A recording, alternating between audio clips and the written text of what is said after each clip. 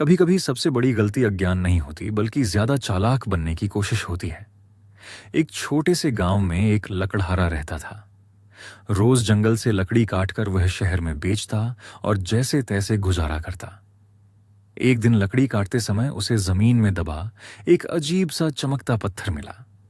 उसे उसकी कीमत का कोई अंदाजा नहीं था, इसलिए उसने उसे रस्सी में बांधकर अपनी कुल्हाड़ी के हैंडल पर लटका लिया। शहर में एक व्यापारी की नजर उस चमकते पत्थर पर पड़ी। उसने पूछा, यह क्या है? लकड़हारे ने कहा, कुछ नहीं, जंगल में मिला एक चमकदार पत्थर। व्यापारी को पत्थर पसंद आ गया। उसने 100 रुपये देकर वह पत्थर खरीद लिया और अपनी दुकान में सजावट के लिए रख दिया।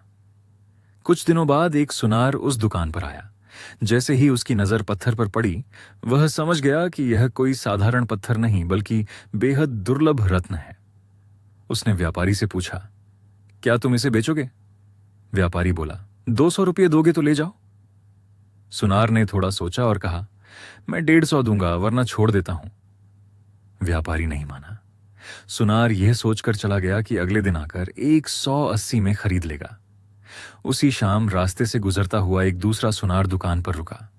उसने जैसे ही पत्थर देखा, बिना कोई मोल भाव किए 200 रुपये देकर तुरंत खरीद लिया। अगले दिन पहला सुनार लौटा, लेकिन पत्थर गायब था।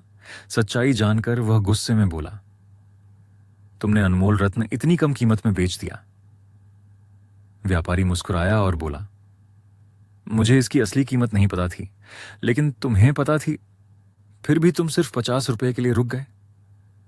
हर जगह कंजूसी नुकसान पहुंचाती है।